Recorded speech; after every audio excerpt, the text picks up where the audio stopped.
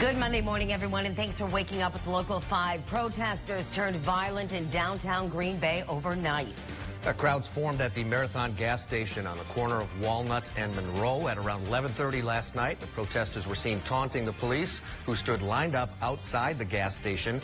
These protests come in the wake of George Floyd's death. Dozens of stores and businesses were damaged last night after protesters threw rocks and other items while protesting. We're joined by Local 5's Eric Richards, who is live in Green Bay, where there's still a slight police presence. Eric.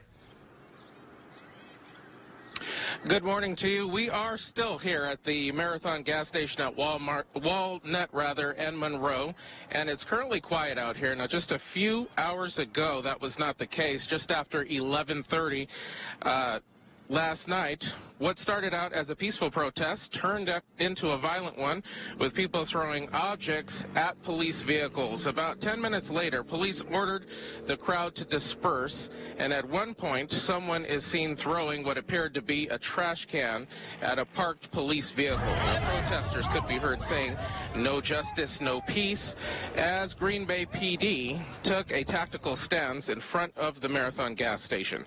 A number of businesses throughout the downtown Green Bay area were vandalized. This was a protest in connection to the in-custody death of George Floyd in Minneapolis a week ago, which was captured on video that has been seen around the world. In that video, now former officer Derek Chauvin was observed kneeling on the neck of George Floyd for nearly 10 minutes while he was handcuffed on the ground by a patrol car. Derek was arrested and charged with third-degree murder and manslaughter. 3 other officers that were involved in the incident were fired but not arrested. Now, the FBI is handling that investigation. And as we come back out here live here at home, we do not know if anyone was injured or arrested during last night's protest. Green Bay PD told me moments ago that a press conference will be held later on this morning where we will learn some new information about this second day of protest. Live here in Green Bay, Eric Richards, Local 5 this morning. All right, thank you, Eric, for that report. Turning now to other Green Bay news, where protesters took to the streets of downtown Green Bay for a peaceful march on Sunday afternoon. Organizers wanted to keep this march calm, and Local 5's Rhonda Fox shows us how protesters peacefully showed their disapproval for the death of George Floyd. Unfortunately, it's something we're used to. Everybody else is just not seeing it. This is our reality out here. Protesters rallied down the Main Street Bridge in Green Bay to protest the death of George Floyd. They're not going to stop until this racism ends. That's why it was organized extremely quick, because people want this to stop now. No justice, no peace. For the organizer of this rally, the treatment of George Floyd hits close to home. As being Mexican and black, I'm always being discriminated from my gender as a woman, as being Mexican called illegal, as being mixed. But we all bleed the same. It shouldn't be something that's happening. I'm from the Twin Cities originally, so to see things that are happening that people are experiencing every day is horrible. That's why we out here, because we're trying to prove a point.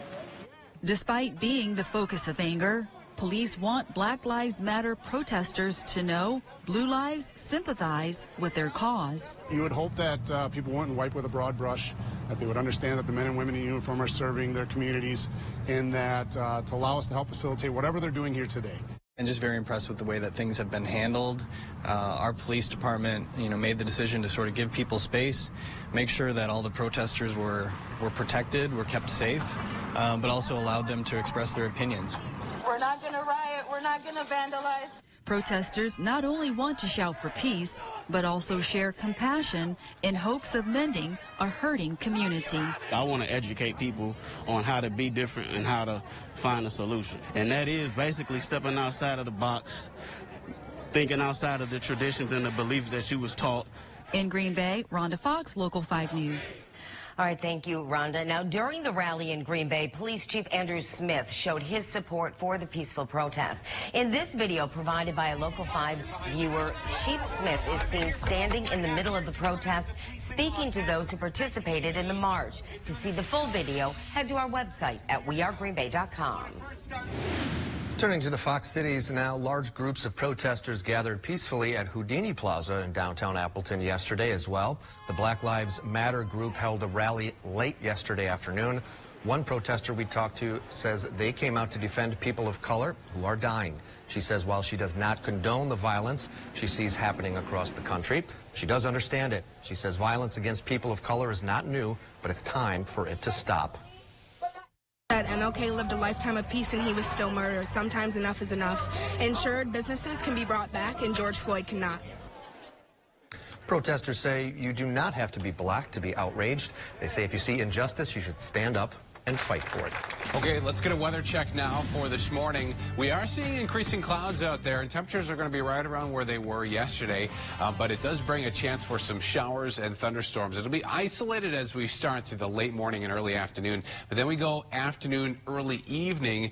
Those showers become more scattered and could become, could see some thunderstorms as we get a high in the low 70s today. Your full update's coming at 5:15, so stay tuned. All right, thank you, Jordan. Well, Green Bay YMCAs are beginning their early stages of reopening. In the first phase, only wellness centers will be reopening for community use. Which locations? In some Positively Wisconsin news now, a popular Fox Cities youth theater program is moving forward with their summer classes and performances. And although the curtain will rise again, it's not without challenges. For 32 years, Jim Hart and his wife Pamela have taught summer theater classes to youth in the Fox Cities. But nothing could have prepared them for what lie in store this year. When school was canceled and everything was shut down, our registrations literally stopped. It was not one after that. So, you know, we didn't know what was going to happen because not only do we do this, but this has been our livelihood for a lot of years. And when that happened, we started thinking, oh my goodness, what are we going to do? Named after their 4 children, the Jubracosa program was put on hold while the world dealt with a pandemic. For the Harts, Jubracosa has become a lifelong passion and a ministry that teaches students not only acting principles, but life lessons. When safer-at-home orders across the state began to be lifted, Jubracosa started reaching out to the parents of students involved in their program, and the response was unexpected. Over 100 registrations came in a matter of weeks. Jim knew by the student response that the show, as they say, must go on. But what exactly will it look like moving forward? Well, that remains to be seen. Concert-style performances that will allow the students to showcase what they've learned while not having to share the stage with an entire cast is just one idea being considered. One thing that remains a challenge, even for a lifelong man of theater, is the thought of acting with a mask. I still feel there's nothing like looking at someone and being able to act and react off of them. That's storytelling. So that is the biggest challenge, is making sure we can assure the parents that we're doing everything in our power as an organization, our staff, to make sure their young people are safe. In the Fox Cities, Paul Evenson, Local 5 News. All right, great program there. Jim and Pamela first began offering youth theater classes back in 1989, and they've seen thousands of young people come through the program. They currently hold classes in Neenah, Oshkosh, and Winneconne. Well, the recently launched SpaceX Dragon capsule has arrived at the space station. The 2 newest residents of the station made history when the rocket launched over the weekend. Stay with Local 5 this morning. We'll be right back. And now the area's certified most accurate forecast. Your weather on the 5s with meteorologist Jordan Lamers. All right, it's 5:45 now. June starting off not too shabby. Green Bay, look at that sunshine on our Pella windows and doors of Wisconsin Skycam. At the current hour, it's 50 degrees here at the airport. The winds are starting to pick up a little bit, and clouds will increase as we go through the morning, but it's a fairly dry start. Now, the same cannot be said once we hit the late afternoon, or late morning and early afternoon, rather. Isolated shower may come about 66. This is not an all-day washout, but some more scattered thunderstorms possible once we go through the afternoon and early evening, but I think by 8 o'clock those thunderstorms will be coming to an end, and by that time we'll have a high near 70. Now the wind forecast for today picking up out of the south, 10 to 25 miles per hour, pretty persistent breeze, if you will, through the second half of our day. Notice our temperatures increasing to around the 70-degree mark. If we do hit the 70s, probably through the valley and out to the west, but cooler by the lake and bay today, even up north a little chilly in the low to mid 60s. And then watch tonight. We're not going to fall off too much once we hit the very early morning hours of Tuesday, opening up the day in the upper 60s. And then that's going to set up a scorcher tomorrow. We'll have highs into the 90s, even the lakeshore warming up through the 80s for tomorrow, given the wind direction. Now, temperatures right now, a huge discrepancy of where it's cooler and where it is warmer, and this is the leading edge of a warm front right there. And as that lifts, it's going to be the focus for some showers and storms. We don't usually have the strongest type of storms along a warm front, so this could provide for some of these isolated showers as we go through the morning hours. But once we hit some of this energy rotating around this area of low pressure here, as that aims right for northeast Wisconsin, that's going to be the thunderstorm chance for this afternoon. So right now we're starting off dry. The atmosphere is relatively dry, if you will, so it's going to some of those showers are going to struggle to make it all the way here initially, but we have increasing clouds as a result. And high-res futurecast brings us through the morning, and I think by about 10 o'clock we may see some of these isolated light rain showers come on in here. So that continues through the early afternoon, but once we hit about 3 o'clock until 8 o'clock tonight, that's when we could have some thunderstorms. And some of the modeling really placing the highest threat for this north of Appleton, where some downpours may come about, maybe some isolated hailstones, and then we leave tonight with drier conditions. So going to bed with a clearing sky, and then we'll be back into some sunshine by the time we hit Tuesday morning. So the thunderstorm risk today is in the possible category. A low chance of severe weather, but I did mention the chance for maybe a little hail and some gusty winds to go along with the thunderstorm today. Now tomorrow, once we really crank up the heat, 90-degree highs with lots of sunshine, then we have a lifting mechanism in the form of a cold front, and this will bring a chance for some stronger storms. Through 10 o'clock at night, that's when we get some scattered thunderstorm activity to cross through here. Overnight, going into Wednesday, there's 2 a.m., thunderstorms becoming likely, and that's gone by Wednesday morning.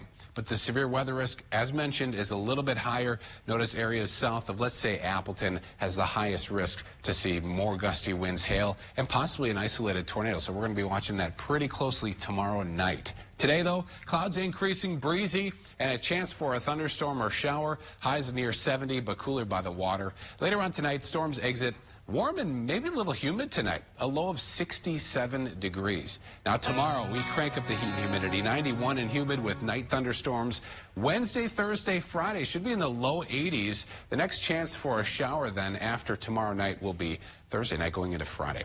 Now you can find our forecast updates on our weather app. Download it now.